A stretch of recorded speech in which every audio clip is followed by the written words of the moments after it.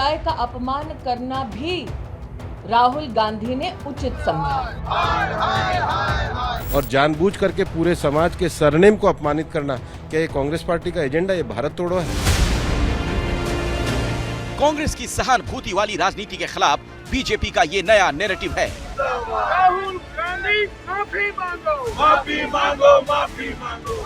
राहुल को सूरत कोर्ट से सजा मिलने के बाद से बीजेपी इस नैरेटिव को मजबूती के साथ आगे बढ़ा रही है कि राहुल गांधी का बयान किसी व्यक्ति के खिलाफ नहीं, बल्कि ओबीसी मोदी समाज के खिलाफ है। नरेंद्र मोदी का अपमान करते करते पूरे ओबीसी समुदाय का अपमान करना भी राहुल गांधी ने उचित समझा। राहुल गांधी का मोदी के प्रति विष देश के प्रति अपमान में परिवर्तित हो चुका है। राहुल के मुद्दे पर एकजुट हो रहे विपक्ष के खिलाफ बीजेपी के ओबीसी वाले नैरेटिव का सॉलिड पॉलिटिकल कनेक्शन है। मंडल कमीशन की रिपोर्ट के मुताबिक देश की आबादी में ओबीसी 52% हैं। 400 से ज्यादा लोकसभा सीटों पर ओबीसी वोट असरदार है। बीजेपी ओबीसी समाज की इस पॉलिटिकल पावर को बखूबी जानती है। किसी समाज को सरनेम लेके गाली दी जा सकती है? क्या छोटे ओबीसी समाजों को अपमानित किया जा सकता है? क्या किसी को गाली देना और किसी को प्रताड़ित करना ये संविधान ने अधिकार दिया है? ये तो एक न्यायिक निर्णय है। हिंदुत्व की राजनीति से सत्ता के केंद्र में आई बीजेपी ने 90 के दशक में ही ओबीसी वोट बैंक की ताकत को समझ लिया था। इसी वजह से कल्याण सिंह को उत्तर प्रदेश का मुख्यमंत्री बनाया तो उमा भारती जैसे नेता बीजेपी में आगे बढ़े। 2014 में नरेंद्र मोदी पीएम पद उम्मीदवार बनाए गए तो उसमें भी कहीं ओबीसी फैक्टर निहित था।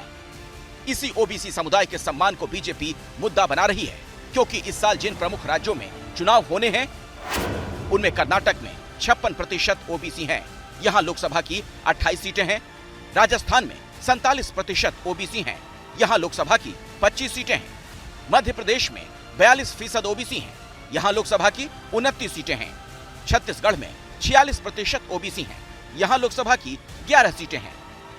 इसीलिए बीजेपी कांग्रेस के सहानुभूति वाले दाव के सामने ओबीसी वाला नैरेटिव खड़ा कर रही है और इसी नैरेटिव को और धारदार बनाने के लिए बीजेपी अध्यक्ष जेपी नड्डा ने अपने ओबीसी सांसदों को घर पर बुलाया। नड्डा का प्लान है कि बीजेपी के ओबीसी सांसद कांग्रेस के खिलाफ ओबीसी वाले नैरेटिव को आम लोगों तक ले जाएं, ओबीसी के लिए केंद्र सरकार की योजनाओं का प्रचार करें। बीजेपी की इस रणनीति पर कांग्रेस भी नजर गड़ाए हुए है। इसीलिए कांग्रेस ने बीजेपी के नैरेटिव को काउंटर करने के लिए अपने प्रमुख नेताओं को मैदान में उतार दिया है। कांग्रेस नेता बीजेपी से सवाल पूछ रहे हैं, आखिर नीरव मोदी को ओबीसी की ढाल से क्यों बचाया जा रहा है?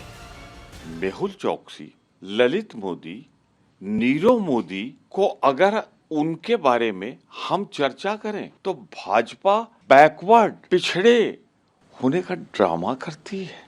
आपकी सच्चाई पूरा देश देख रहा है। मैं ओबीसी का नहीं हूँ क्या? मैं तीसरी बार मुख्यमंत्री बनाया गया। सोनिया गांधी जी, राहुल गांधी जी, प्रियंका जी बैठी है। बगैर साहब ओबीसी के नहीं है क्या? छत्तीसगढ़ के मुख्यमंत्री लोगों को भड़काने के लिए पूरे देश में निकल रहे हैं लोग। चुनाव आ रहे कर्नाटक के अंदर। फिलहाल ये पूरी लड़ाई परसेप्शन की है, जिसमें लड़ाई कांग्रेस का सहानुभूति वाला दाव बनाम बीजेपी का ओबीसी अपमान की हो गई है। Bureau report, ABP news.